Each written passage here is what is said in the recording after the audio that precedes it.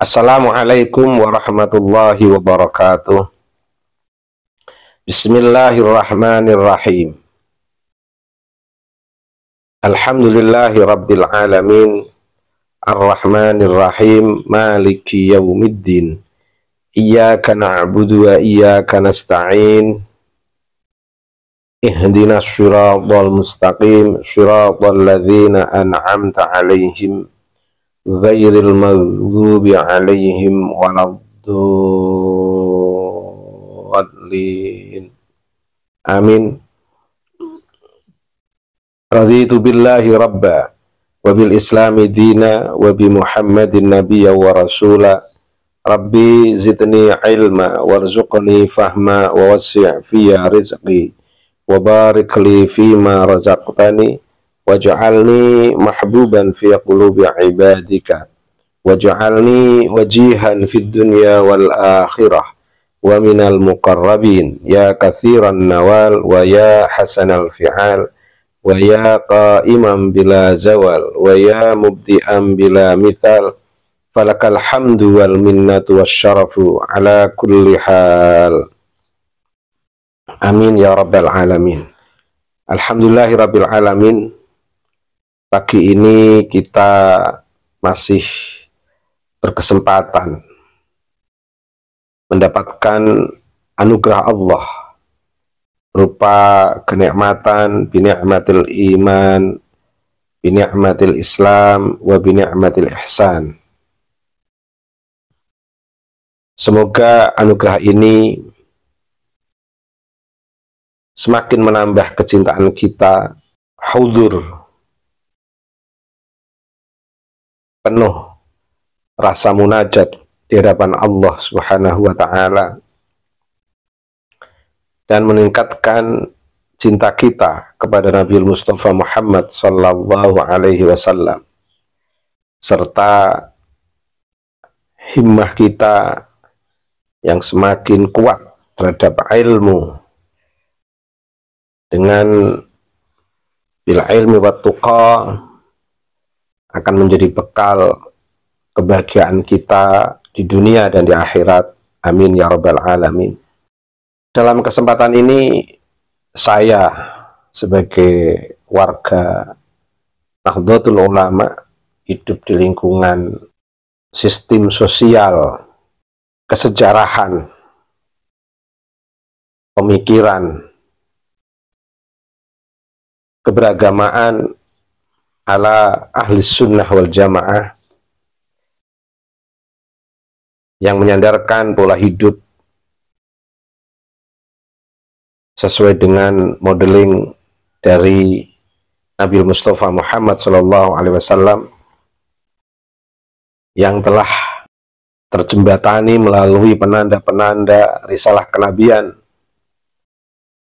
penanda-penanda keberlangsungan risalah kenabian, yaitu para sahabat, tabi'in, tabi'in, melalui modeling wali songo yang merujuk dengan modeling kenabian bin Nabi Mustafa Muhammad sallallahu alaihi wasallam, melalui ulama-ulama Nusantara sampailah kepada kita. Di tengah keberlangsungan madzahirul ummah, penanda-penanda yang melanjutkan risalah min risalati Nabi Mustafa Muhammad sallallahu alaihi wasallam di Nusantara ini, melalui wali songo dan melalui para kekasih-kekasih Allah, para ulama, para kiai.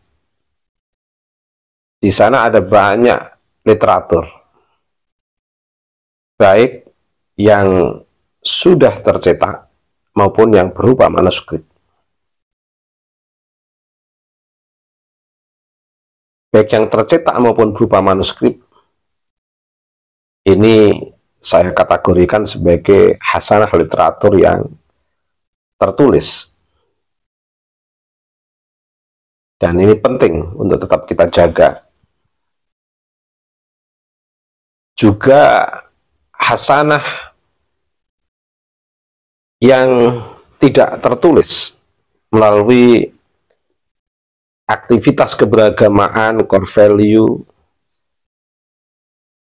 nilai-nilai kesamaan antropologis, keterkaitan sistem antropologis dari era Wali Songo hingga kita, dan kesamaan perspektif sosiologis, pola keberagamaan kita yang bersambung hingga Wali Songo. Oh, ini ada banyak nilai hasanah dari kedua hasanah ini, hasanah yang bersifat literatur,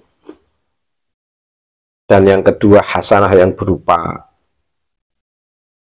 gejala-gejala antropologis maupun sosiologis dari hasanah Wali Songo yang sampai kepada kita. Ini perlu dilakukan riset, kajian untuk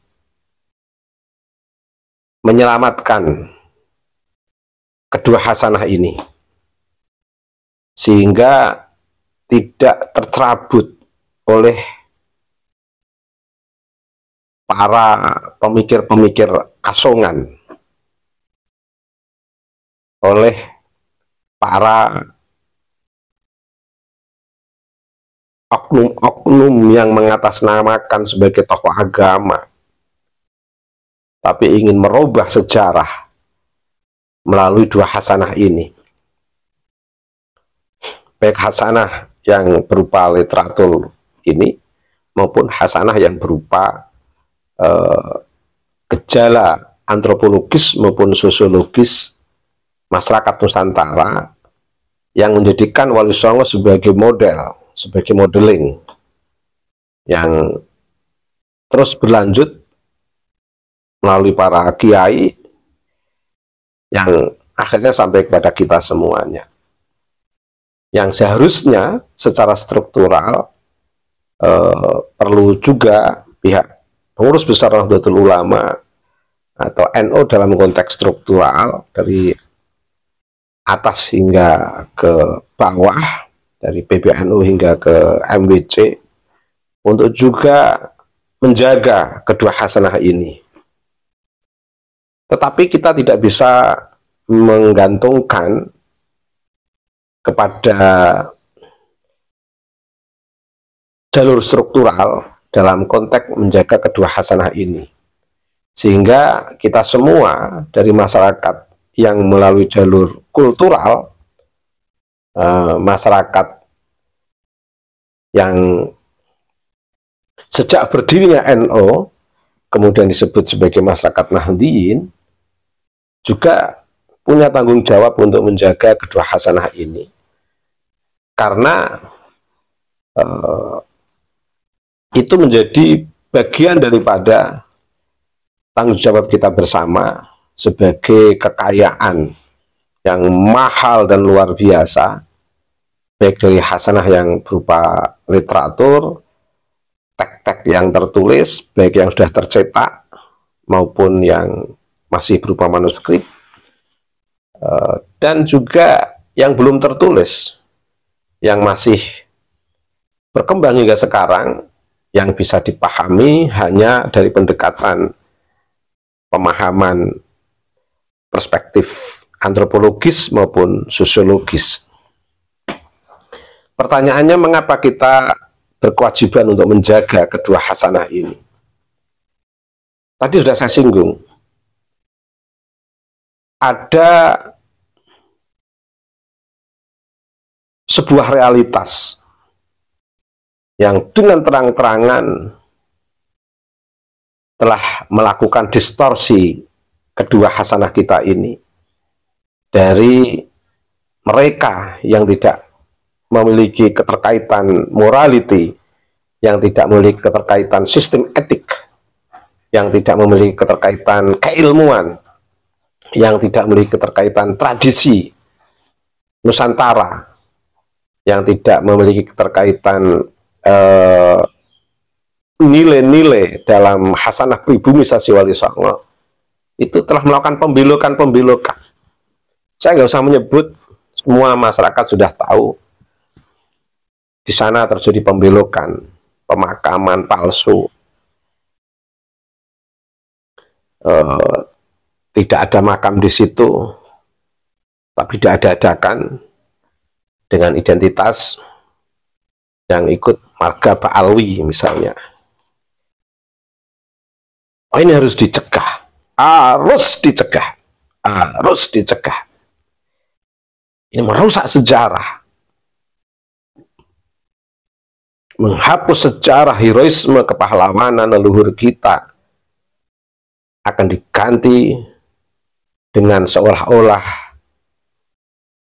heroisme itu hakikatnya milik mereka yang melakukan pemalsuan ini, milik leluhur mereka yang melakukan pemalsuan ini. Ini bukan mengajarkan kebencian, tapi menguatkan, menjaga komitmen yang menjadi hak kita, al-haq wal mustahak kita. Kita harus punya identitas, punya eksistensi, punya karakter. Ini hal yang sama juga pembelokan sejarah, termasuk sejarah Wali Songo yang dibelokkan, bahkan kategorinya sudah berhasil.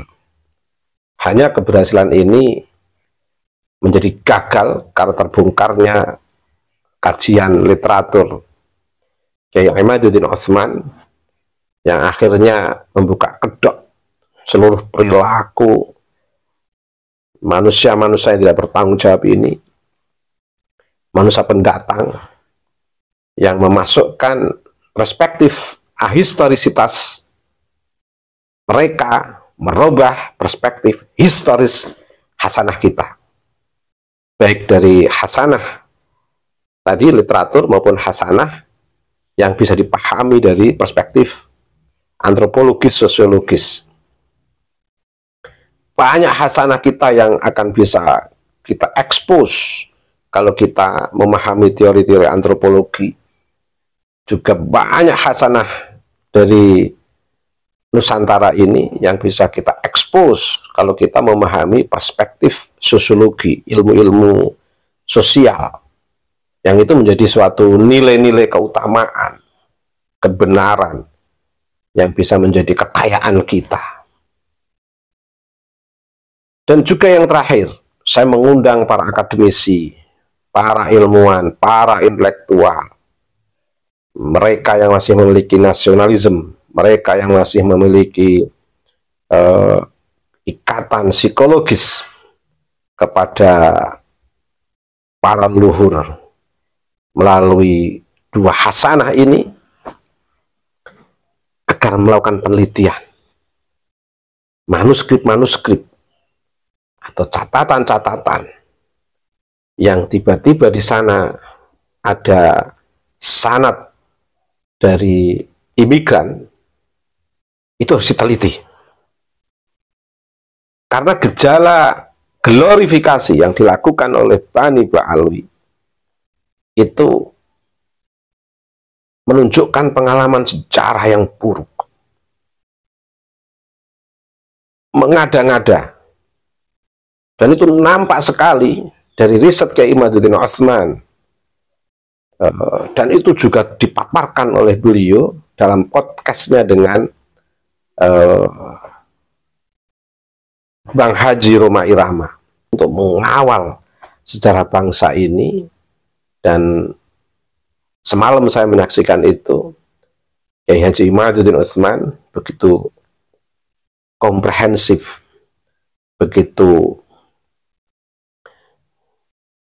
luar biasa mempertanggungjawabkan risetnya, dan nampak glorifikasi yang di situ bisa memunculkan satu simpulan di balik tag podcast yang kita saksikan. Apa? yaitu sikap kewaspadaan kita. Dan bahkan kita perlu hati-hati. Semua naskah, baik yang sudah dicetak atau yang belum dicetak, kalau di situ ada nama Pak Alwi, perlu diriset, perlu diteliti. Yang sudah dicetak, misalnya Kiai Fulan memiliki sanad yang bersambung kepada Fulan Pak Alwi misalnya, itu perlu diteliti. Ini diterbitkan di mana, pada saat kapan, dan editornya siapa, penerbitnya siapa, atas tulisan tangan siapa. Nanti kalau sekiranya di situ tercantum Pak Alwi, itu harus diriset. Kita harus curigai. Sebelum mengatakan salah, harus diriset. Siapa tahu ada pecantuman yang di luar kuasa penulis asli dari teks yang diterbitkan.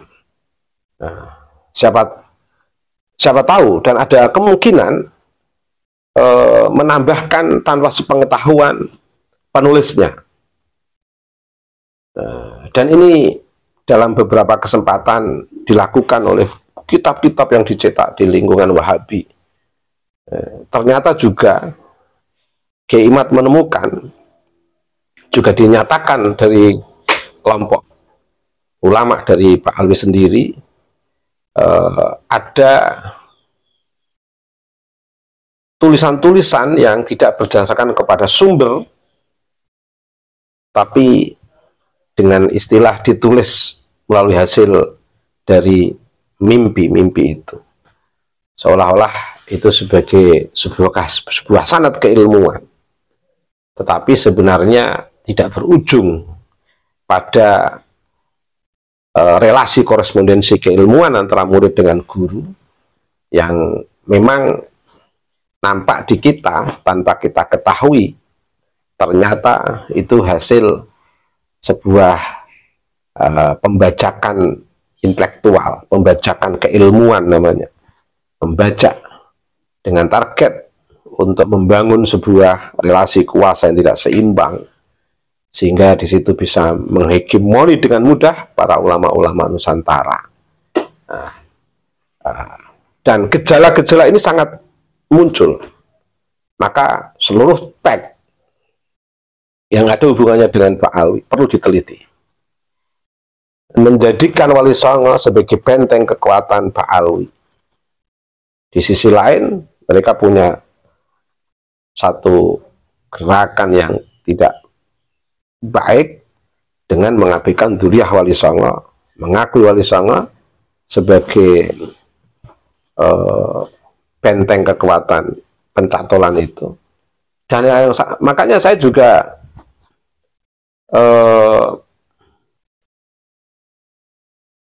punya satu analisis, ada kemungkinan di antara mereka yang ada di Pak Alwi itu sebenarnya Sayyid betul, tapi karena dicantol oleh mereka untuk menguatkan gerakan rasisme Pak Alwi, sehingga dalam konteks tertentu mereka mengabsahkan, memasukkan mereka yang bukan Pak Alwi menjadi Pak Alwi, seperti Wali Songo di Pak Alwikan, dan banyak makam-makam yang di Pak Alwikan. Juga banyak teks dari dua hasanah ini, baik literatur maupun hasanah yang masih menjadi gejala antropologis maupun sosiologis, juga diglorifikasikan yang mengarah pada kekuatan kehadiran Pak Alwi.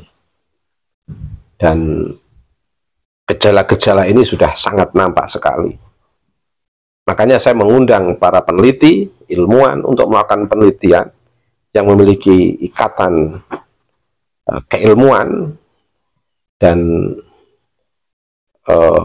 moral, etik dengan relasi kejiwaan sebagai bagian dari masyarakat Nusantara, sehingga hasanah Nusantara, hasanah ulama-ulama kita tidak tercerabut atau terdistorsi oleh komunitas Pak Alwi ini. Karena gejala-gejala yang sudah diungkapkan oleh Kiai Ahmad dan bukti perkembangan lebih yang paling nyata adalah pembelokan makam, pembelokan sanad keilmuan yang mereka tidak segan-segan mengakui Ahlussunnah wal Jamaah, tapi sebenarnya di sana ada core value Syiah, ada nilai-nilai yang dibentuk secara historis dari keberagamaan Syi'i, keberagamaan yang dilatar belakangi oleh komunitas ajaran Syiah itu. Jadi saya mengundang para ilmuwan, seluruh manuskrip yang menyambungkan sanad keilmuan ulama kita kepada Ba'alwi perlu diteliti, perlu diteliti, perlu dicurigai, karena banyaknya glorifikasi yang sudah terbukti mengada-ngada, tidak empiris, tidak rasional yang dilakukan oleh Ba'alwi. Penting. Dan saya terakhir mohon kepada pemerintah yang masih mencintai Hasanah Nusantara ini, segera bertindak kepada mereka yang melakukan pemalsuan makam, pembelokan nasab para leluhur yang diba'alwikan. Ini yang disebut begal nasab, ya, ini yang harus segera disadari bersama. Saya mohon kepada pemerintah, saya tidak bisa memohon kepada salah satu organisasi kemasyarakatan tertentu, karena memang mungkin bergaining organisasi ini lemah di mata para tokoh-tokoh Ba'alwi. Justru yang lebih kuat adalah gerakan warga NU, gerakan masyarakat pecinta Hasanah Nusantara, masyarakat pecinta hasanah kebudayaan Indonesia, yang memang masyarakat bawah ini langsung bersentuhan secara psikologis dengan sistem kebudayaan yang mereka terima dari leluhur mereka. Pertanyaannya, mengapa yang diorganisasi, struktur organisasi manapun kurang concern dalam kajian menjaga hasanah Nusantara, hasanah leluhur? Karena mungkin mereka sedang sibuk dalam sistem manajemen organisasi, disibukkan oleh manajemennya masing-masing, sehingga nggak sempat bersentuhan langsung dengan sistem nilai, sistem etik, sistem moral atau hasanah yang membentuk keberagaman masyarakat secara langsung. Dan kita sebagai masyarakat, bagian daripada masyarakat itu yang bersentuhan langsung dengan ini semua, dan terasa telah ada distorsi melalui proses-proses glorifikasi Ba'alwi. Kita semua harus kompak, sepakat, dan mengantisipasi, melibatkan para ilmuwan, mengundang para ilmuwan untuk terlibat melakukan penelitian terkait dengan semua yang berhubungan dengan Ba'alwi. Harus diteliti, karena gejala-gejala glorifikasi mereka telah terbukti. Salah satu di antara glorifikasi itu telah merusak tatanan kebudayaan masyarakat Nusantara, yang secara real bisa kita saksikan terkait dengan pemalsuan makam, pembelokan sejarah leluhur para ulama Nusantara atau tokoh-tokoh Nusantara, yang dari ketokohan itu dibelokkan menjadi Ba'alwi, yang sebenarnya itu adalah asli ulama Nusantara yang tidak ada hubungannya dengan Ba'alwi. Baik, terima kasih. Semoga bermanfaat. Ihdinas siratal mustaqim, siratal ladzina an'amta 'alaihim ghairil maghdubi 'alaihim waladdallin. Rabbighfir warham wa anta khairur rahimin. Rabbighfirli wa liwalidayya warhamhuma kama rabbayani shaghira. Amin. Wassalamualaikum warahmatullahi wabarakatuh.